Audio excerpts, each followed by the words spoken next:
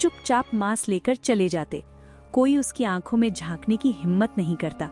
बच्चों को वहां से दूर रखा जाता और औरतें उस गली में कदम रखते ही आंचल खींच लेती थी। इस कालू का दिल नहीं है, बस पत्थर है। ऐसे लोग कभी नहीं बदलते।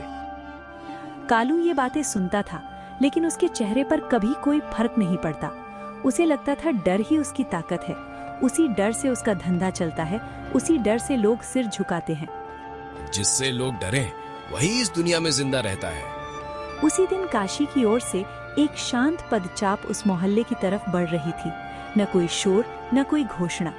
सफेद वस्त्रों में लिपटा एक साधारण सा संत, जिनकी आंखों में गहराई थी और चेहरे पर करुणा, वही थे कबीर साहिब। उनके साथ कुछ शिष्य थे, लेकिन उनके कदम सीधे उसी गली की ओर मुड़ गए जहां लोग जाने से डरते थे। गुरुदेव, यह कसाईयों की गली है।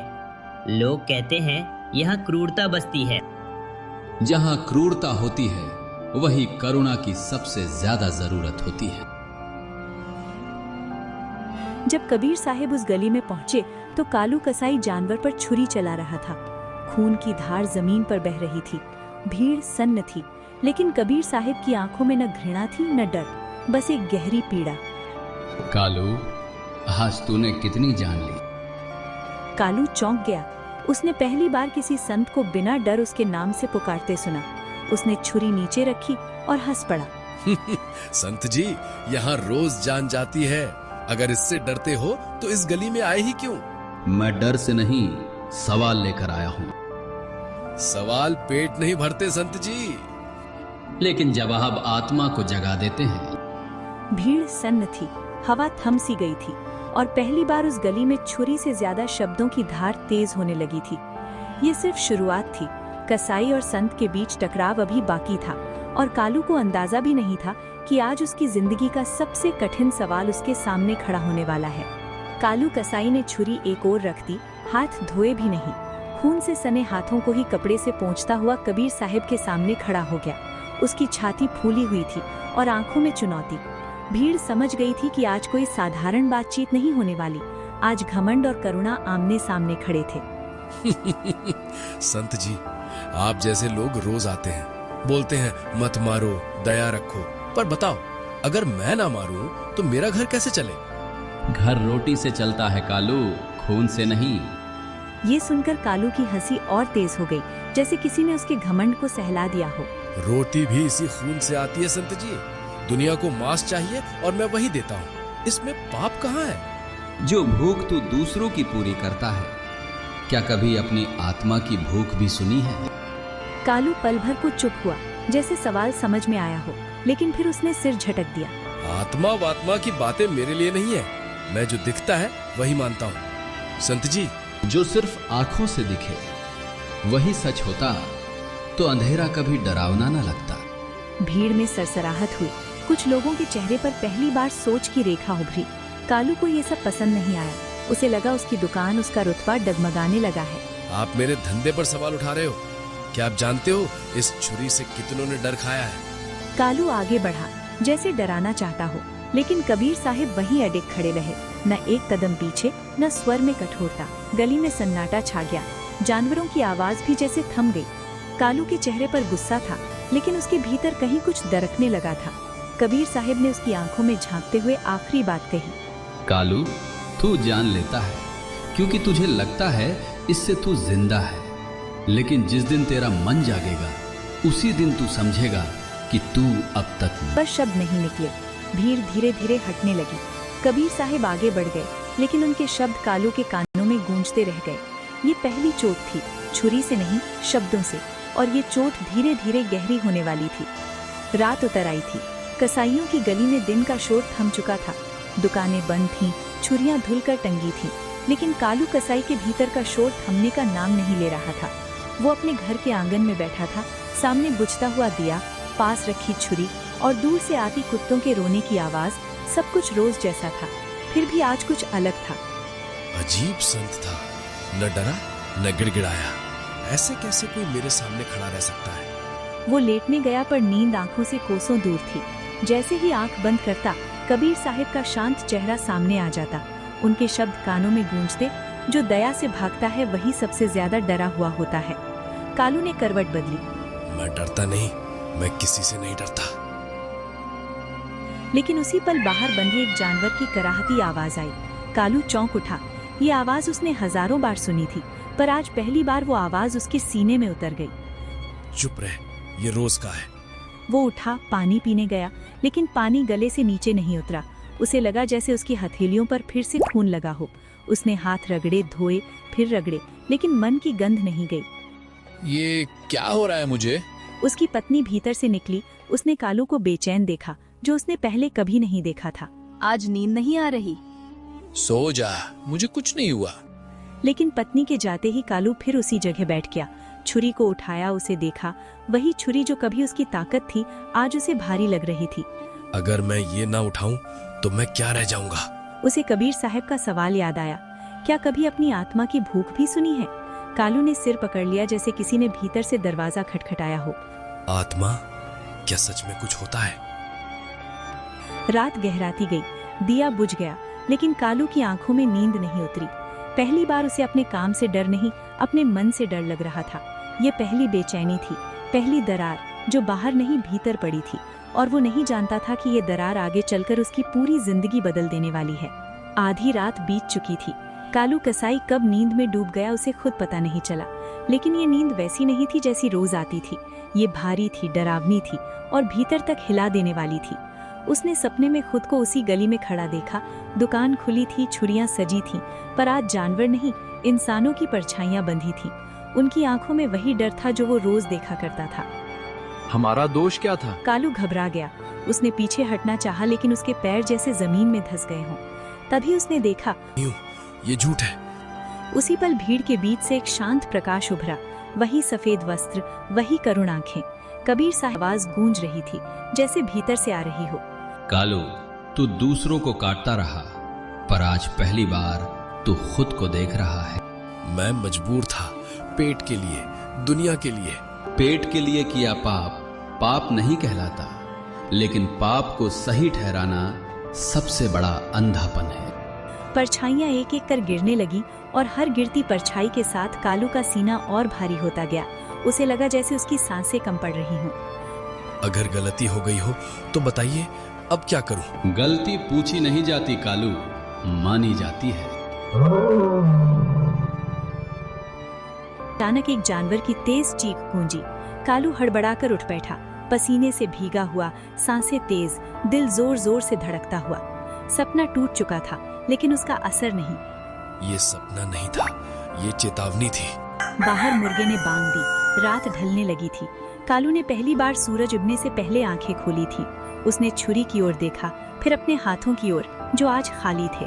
अगर ये आत्मा है तो ये पहली बार मुझसे बोल रही है।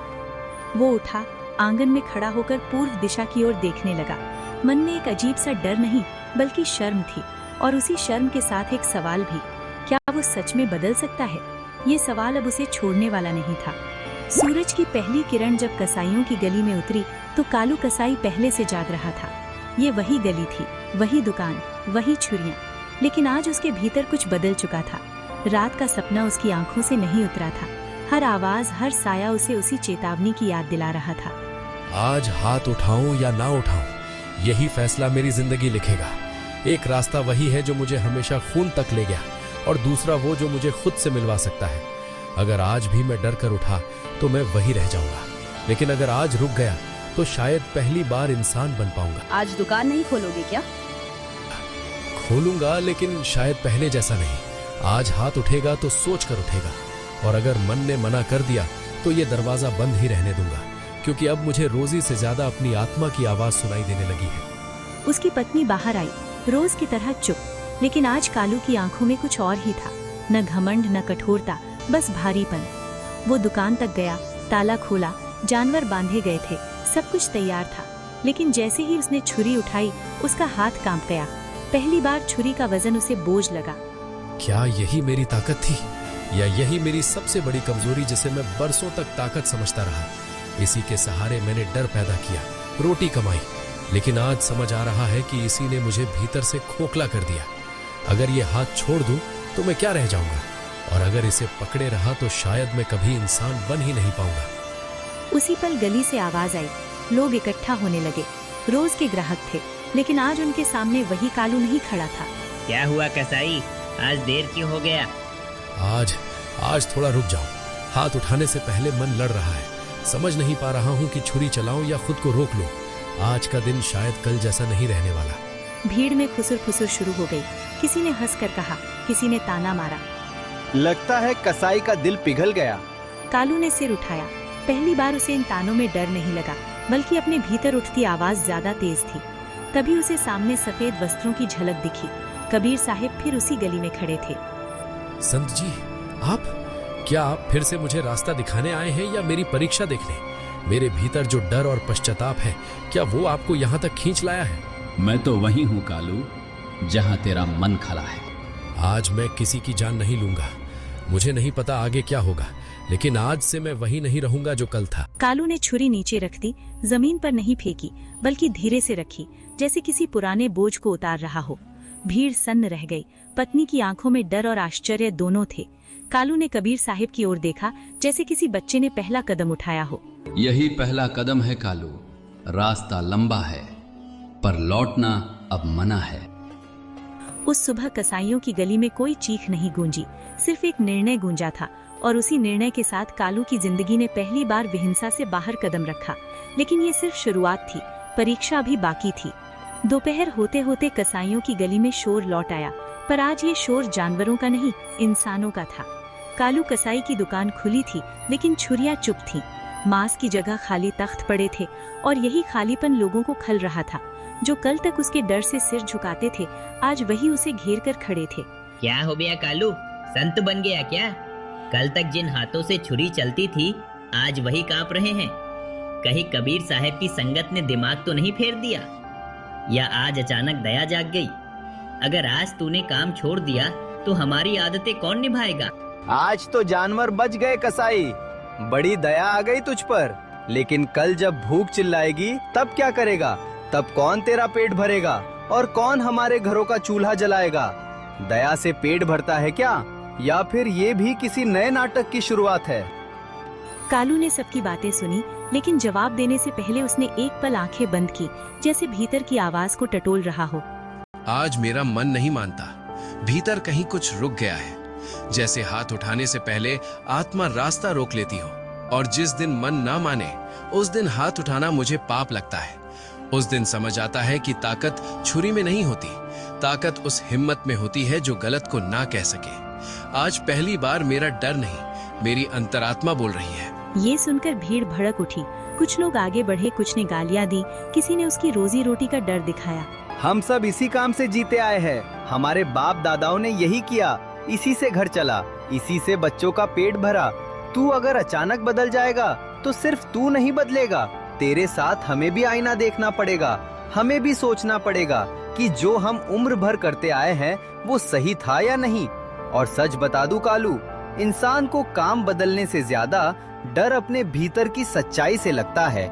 मैं किसी को बदलने नहीं कह रहा, न किसी का रास्ता रोकना चाहता हूँ, न किसी पर अपनी सोच थोपना चाहता हूँ। मैं बस खुद को बदल कर रहा हूँ, क्योंकि अब मुझे समझ आ गया है कि अगर मैं नहीं बदला तो ये खून, ये डर और ये अंधेरा मुझे ही खा जाएगा।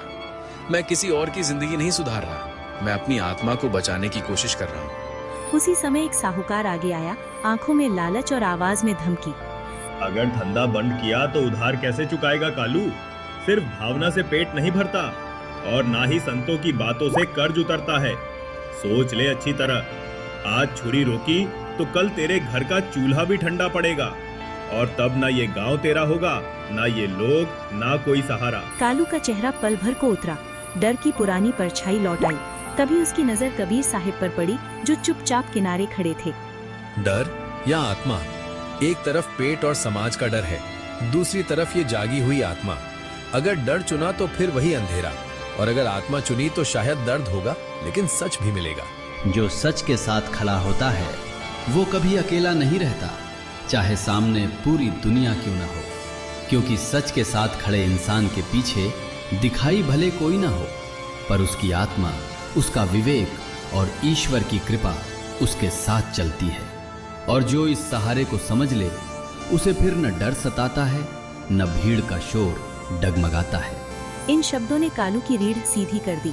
उसने साहूकार की ओर देखा। कर्ज चुकाऊंगा, चाहे एक एक पैसा जोड़कर, चाहे पसीने से रातें भिगोकर, चाहे रास्ता कितना ही कठिन क्यों ना हो, लेकिन खून से नहीं। अब किसी की जान लेकर अपनी रोटी नहीं कमाऊंगा। अगर गरीब रहना पड़े तो रह लूंगा, पर इस जन्म में फिर किसी की चीख मेरे हाथों से नहीं निकलेगी। भीड़ में कुछ चेहरे कठोर रहे, कुछ सोच में पड़ गए।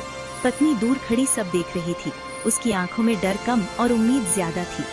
अगर ये आज टूट गया तो सिर्फ इसका हौसला नहीं टूटेगा, हमारा पूरा घर, बच्चों का भविष्य और मेरी आखिरी उम्मीद भी बिखर जाएगी। लेकिन अगर यह इस तूफान में भी टिका रहा, अगर यह डर, भूख और समाज के तानों के सामने झुक नहीं पाया, तो शायद सब बदल जाएगा। शायद यह घर फिर से घर कहलाएगा और शायद हमारी जिंदगी में भी उजाला लौट आएगा। शाम तक कई लोग लौट गए। किसी ने आखिरी ताना मारा, लेकिन कालू वहीं खड़ा रहा, थका हुआ, भूखा पर अडिग। आज पहली बार उसे समझ आया कि बदलाव का रास्ता खून से आसान नहीं, पर आत्मा के लिए जरूरी है। सूरज ढलते समय कबीर साहिब ने उसकी ओर देखा, हल्की मुस्कान के साथ, जैसे कह रहे हो राह सही है, बस कदम डगमगाने न देना। और कालू ने महसूस किया कि समाज का विरोध अभी और आएगा, लेकिन अब वो अकेला नहीं है।